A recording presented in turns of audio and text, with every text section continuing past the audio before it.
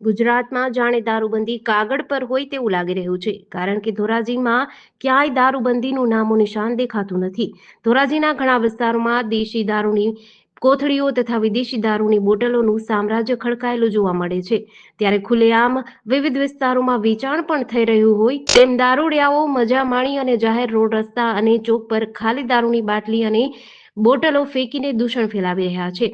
ધોરાજીના વિવિધ વિસ્તારો જેવા કે શાક માર્કેટમાં દેશી દારૂની મહેફિલ માણી ત્યાં જ પોટલીઓથી ધોરાજી શાક માર્કેટ ઉભરાઈ ગયું છે. આ શાક માર્કેટ સર ભગવતસિંહજી મહારાજના નામે રાખવામાં આવ્યું છે, પણ અહીં દારૂની ખાલી પોટલીઓથી અહીં ગેરકાયદેસર પ્રવૃત્તિથી સર ભગવતસિંહજી મહારાજ આ શાક માર્કેટ બદનામ જોવા મળે છે. તો ધોરાજીના કામદાર શેરી અને ઘાણી કોઠા રોડ ઘણા ધાર્મિક સ્થળો આવેલા છે, ત્યાં પણ કચરાના ઢગલા કરતા વિદેશી દારૂની ખાલી બોટલોનો જથ્થો જોવા મળે છે. દારૂનું દૂષણ ધોરાજીમાં વધી રહ્યું હોય તેમ શહેરના વિસ્તાર કે ચોક્કસ વિસ્તારોમાં બેફામ રીતે દારૂની હાટડીઓ ચાલી રહી છે.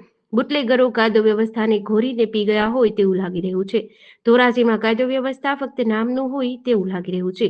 ધોરાજીમાં ધાર્મિક સ્થળો નજીક જ આવી પ્રવૃત્તિઓની જાણ જવાબદાર તંત્રને પણ ખબર છે, પણ કોઈ પ્રકારની કામગીરી કરવામાં નથી આવતી અને ઉચ્ચ કક્ષાએ રજૂઆત કરવા છતાં કોઈ પણ નક્કર પગલાં લેવામાં નથી આવતા. તેથી લોકોની માંગ છે કે આ દૂષણને ડામવા માટે કડક કાર્યવાહી કરવામાં આવે.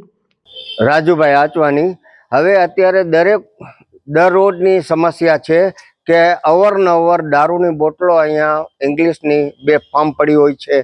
અમે ઘણી વખત રિક્વેસ્ટ કરેલી છે, તે છતાં પણ અહીંયા એનો નિવાડો આવતો નથી. તો આવું ન થાય અને અમારે શ્રાવણ માસની અંદરમાં અમારો ધર્મને ઠેસ ન પહોંચે અને આવું અવારનવાર દારૂની બોટલો બેફામ નાખી જાય છે, તો આવું ન થાય તેના માટે અમે તમને રિક્વેસ્ટ કરી રહ્યા છીએ અને આનું નિકાલ જલ્દથી જલ્દ થાય એવી અમારી પ્રાર્થના છે. કયા વિસ્તારમાં રહ્યો છો? કામદાર શેરી, દિનેશ્વર મહાદેવની મંદિર પાસે.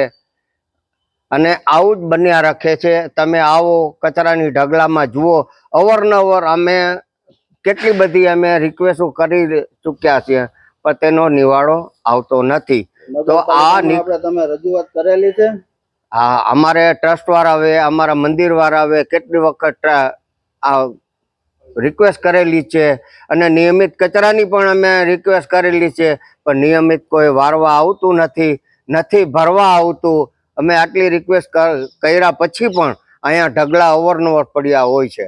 મારું નામ દિનેશભાઈ પવાર છે. અમે કામદાર ધોરાજી તાલુકાના કામદાર સોની બજારના કામદાર શેરીમાં રહીએ છીએ અને અહીંયા એટલો બધો ત્રાસ છે ગલીમાં અમારે કે જેની વાત જ કરો માં. શ્રાવણ માસનો પવિત્ર તહેવાર આવે છે અને અહીંયા કચરાના ઢગલા અને સાથે દારૂની બોટલ. અહીંયા મહાદેવનું મંદિર છે, અપાસરો છે, ખોડિયાર મંદિર છે. આ બધા મંદિરની વચ્ચોવચ બરોબર એક કચરાની જગ્યા છે, ત્યાં બધા દારૂની બોટલો, દેશી દારૂની કોથળીઓ અને બધું અવાવરું જગ્યામાં એ બધું નાખી જાય છે અને અમને લોકોને બધાને બહુ ત્રાસ લાગે.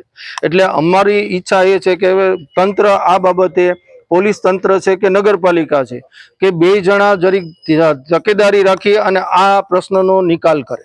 નગરપાલિકાને તમે રજૂઆત કરેલી છે? કચરો નથી? નગરપાલિકાના ઘણી વાર રજૂઆત કરેલી છે, છતાંય કોઈ અહીંયા વારવા નથી આવતું કે ટ્રેક્ટર લઈને કોઈ કચરો ભરવા આવતું નથી. આ દેશી વિદેશી દારૂની બોટલો પડેલી છે, કેવી ધાર્મિક લાગણી? કેવો ધાર્મિક લાગણી તો ઘણી દુભાઈ છે, પણ કોઈ પગલા જ લેતું નથી. તો સ્થાનિક રહેવાસીઓ શું કરે? કેટલી વાર બધાને ફરિયાદ કરેલી છે. હાલ ગુજરાતમાં દારૂબંધી ઓન પેપર છે, કહેવા પૂરતી. તમે નજર સામે જુઓ એટલે કાંઈ દારૂબંધી છે નહીં. GDC ન્યૂઝ સાથે વિપુલ ધામેચા, ધોરાજી.